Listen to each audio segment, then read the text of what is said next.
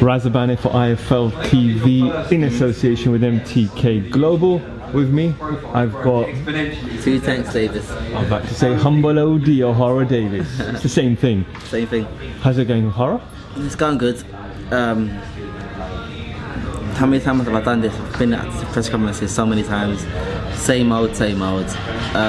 It was a good conference, and just looking forward to get Friday night fight so I can have a burger. That it? Just a burger? It's a burger. I want Indian, I want a Chinese, I want pie mash, I want sweet mash, I want a Toby carvery. I've got so many foods I want to have, and the only thing standing between me and my food is Friday night, and I will take care of Friday night. We spoke yesterday off camera and you said that you fought in November and you're fighting in February. You haven't really had much time off and it's been camp after camp. Yeah. But is your body okay? Is it ready? After my last fight when I fought Logan Yoon, I had a week and a half off and I got straight back in the gym. My body is ready, but it's been a strain, it's been a stress on my body. Physically, it's been a stress. But I fought through it. It's all mental, it's about fighting through it. But you know what?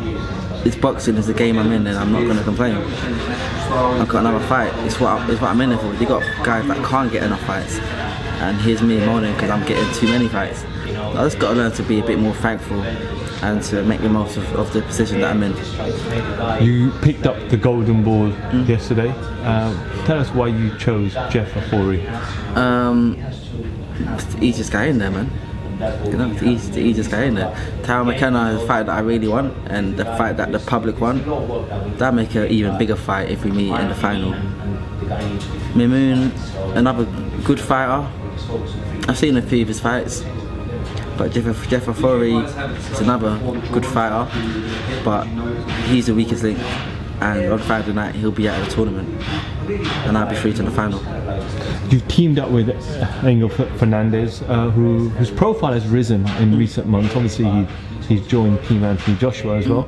First, how did that relationship come about, and how have things been with him? Well, when me and my old coach, Tony Cisse, separated, I phoned up MTK, Adam Hart, and I was like, Adam, me and my coach are done. I need to get a new coach. And Adam was like, cool, give me a couple of hours.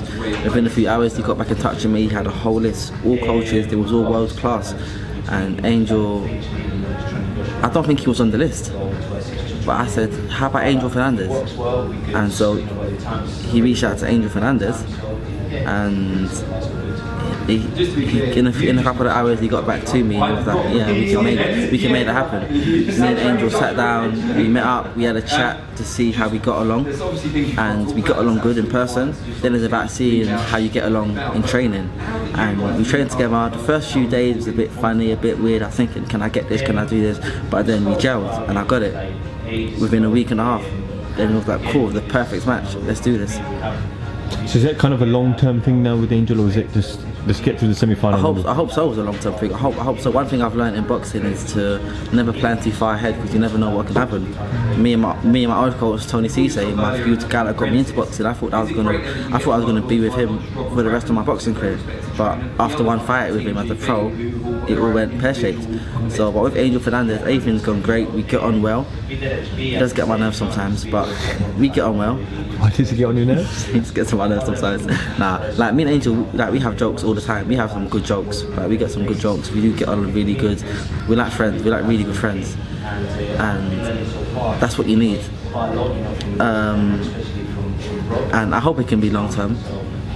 I hope it can be long term. Just got to see how I perform. If I don't do what he says I should do, is he going to want to continue working with me? Let's have to see how it goes. What do you hope to achieve by winning the tournament?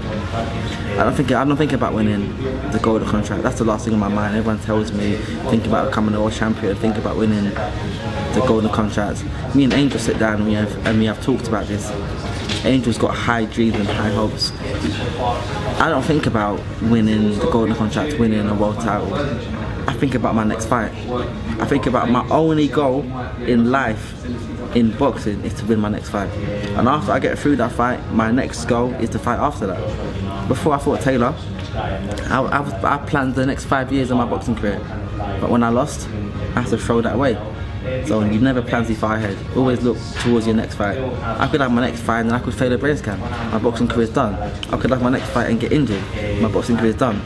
And what happens is that when you plan too far ahead and it doesn't happen, you start getting a bit depressed. You start feeling a bit down, thinking things are not going to go, things are not going to work out how I thought they would. Depression staying far from me not reaching my expectations that's all going to stay far from me.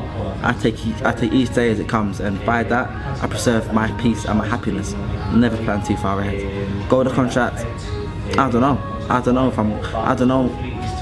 don't care about winning the golden contract until I get to the final. Then I'll care about winning the golden contract. Has this come through experience and maturity? Yeah, I believe it's all come through experience. After being in the game for the years that I've been in the game, experiencing what I've experienced in my 5 years as a pro, no one really has experienced what I've experienced. I started fighting on small horse shows. No, I had 18 fights as an amateur, unexperienced, didn't win any ABAs. Started fighting on small shows, selling tickets. I got paid £100 for my second fight as a pro. I got signed to Eddie Hearn. I got signed to Frank Warren. 3 boxing promoters. Now I'm not with any of them. I've had how many coaches? Tunde I was with first. Tony Sims, MSB, Carlos Moreno, Tony Cisse, Angel Fernandez. 6 or 7 different boxing coaches. How much knowledge I've experienced fighting and making £100, fighting and making 100k. Going out to America, blasting 10k in 10 days on a female. All of the mistakes I've made, I'm thankful that I made them, because that's led me to the place that I'm in now. Being arrogant, going out to Liverpool, calling them what I called them, doing this, doing that. I don't regret anything I've done in my boxing career, because it's made me the person that I am now. And I would rather be a person that makes all the mistakes but learns from them than a person that hasn't made any mistakes and doesn't know anything. I know Sky are going to want you in a moment to just finally, just very quickly, Saturday night, there's a big fight in Las Vegas. MTK's very own Tyson Fury up against Deontay Wilder. It's the second fight, it's the rematch. I'm sure you've been asked this before, but what happens on Saturday night? I think Tyson Fury wins by knockout. I don't know why I think that. I just got a feeling in me, and my feelings, they come true. They always come true. I don't know how he's going to do it, especially because he's not a hard puncher.